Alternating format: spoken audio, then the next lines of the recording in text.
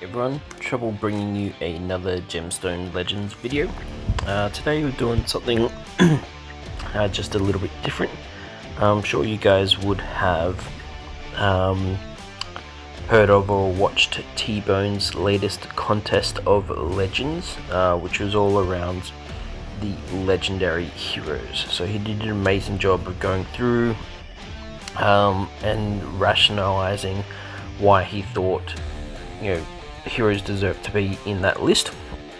So he's had some success with it, and he thought that it would be a really good idea to do this again with rare heroes next. So reaching out to the other content creators, he's wanted to get us involved and see if we would help out.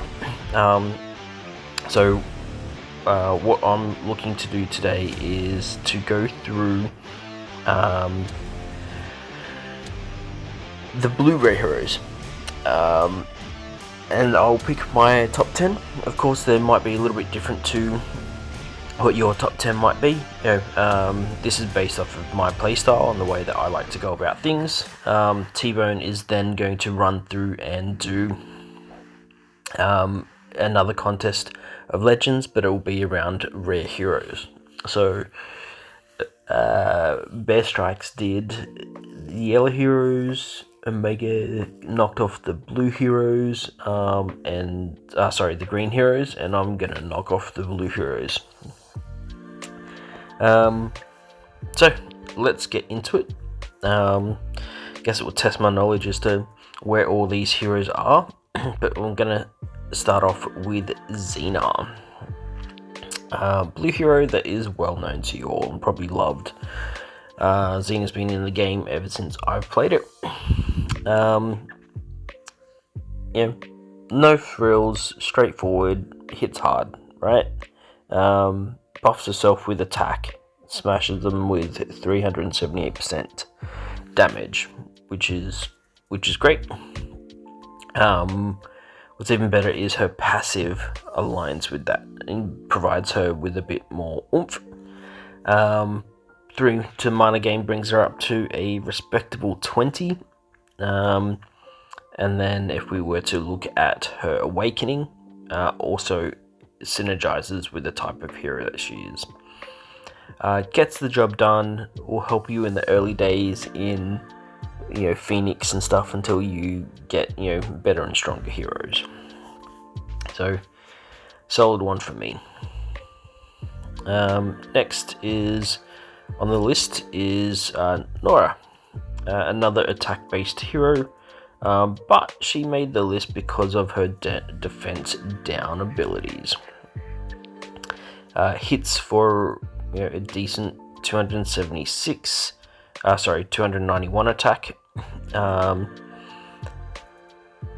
and her attack is also increased by her AC, so some more synergy there because of defense down. She does really well. Her passive increases her attack as well, so you should be able to get her attack quite decently high. Keep in mind though, you do want to give her some AC because of the fact that you want defense down to land. If that doesn't land, she's not going to be quite as effective. The third hero I want to talk about is actually a hero that I don't have, and that's Amelia. So if you have her, leave me some comments down below as to if you like her, is she as effective as I think she would be? But I'd mainly look to use her in war. Interesting hero because she does attack based on HP, provides a shield to all allies, and inflicts bleed for 3 turns on herself though. Bit confusing until you go ahead and you read her passive. Her passive is that she increases damage for each negative effect on her. And her damage is also increased by 35% when she's at 100% HP. So the shield she uses only going to cover some of that, it's not going to cover all of the damage done by the bleed. So taking in a hero that has the relic that increases healing and also provides a shield means that you could keep her at 100% health for a fair amount of time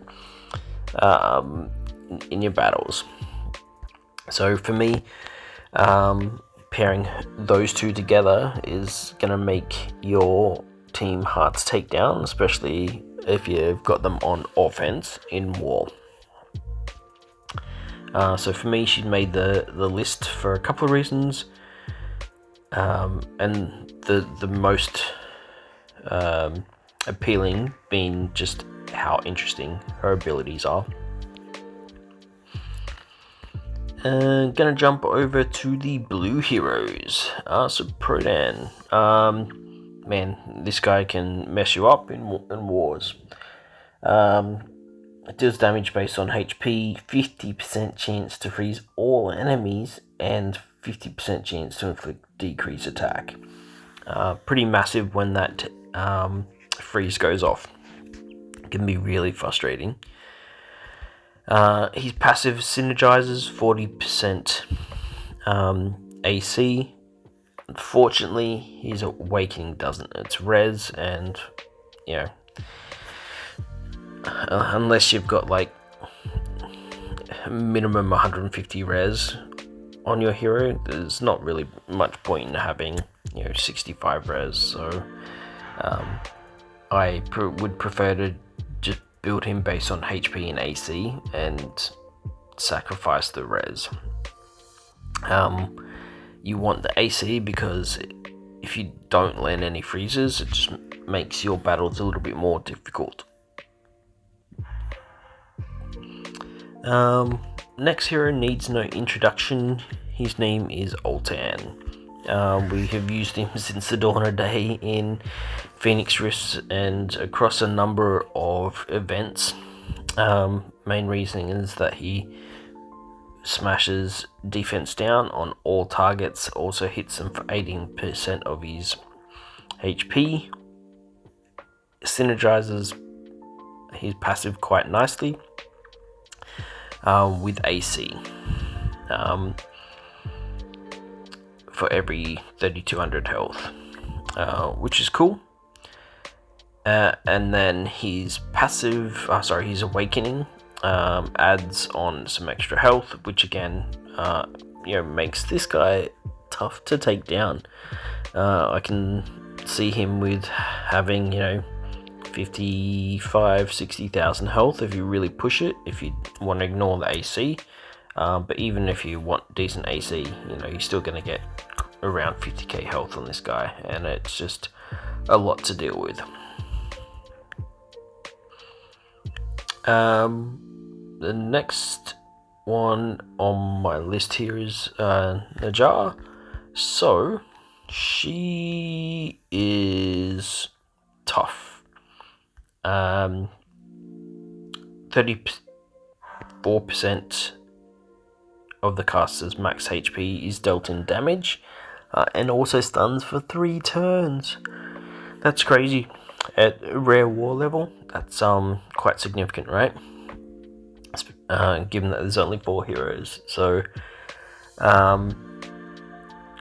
hero that I use in pretty much every war when I have to take on multiple rare teams. Her passive inflicts bleed, can get up to 3 bleeds, but this is only if the enemy is not affected by any positive statuses. So you have to be selective with when who you're going to stun, because if there is a positive status on it, the stun's not going to land, and it's just going to be the damage that you're dealing. You do give up a little bit of the damage for the AC to land the stun, but it's definitely worth it.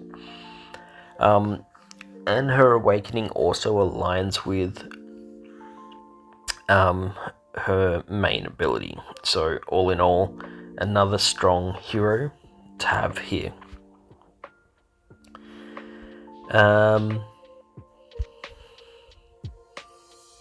Cool. Next up, For blue heroes, I went with Grimar. Main reason that she's here is her leadership ability provides 13 speed, along with the fact that she reses and increases speed again. And then when allies have died, she restores mana, so she's buffing her speed from the start, she's increasing potentially speed, and she's gaining mana. Like, it just seems to work really well. And then her awakening is also around speed, so I build her quite fast with good amount of health and defense to keep her alive for as long as possible. Throwing on the cover set that gives her the shield as well makes her a tough cookie to crack. One of my favorite rare reses, and the fact that she gives 13 speed to the entire team is quite valuable in war defense and offense as well. Cool. Vigum. I don't know how to say this guy's name properly, but I'm just gonna be stupid and go with Vigum. What does he do? He has Arena ability, which is 26% defense, which would be nice when you're in Arena. If there was a rare only contest, but there's nothing like that. You won't use him in the, I guess, top echelons of Arena. He's just not strong enough for that. But when it comes to war, he certainly is. What does he do? Increases defense and then hits people for 351% defense. Also has a 50% chance to gain invincibility for 3 turns.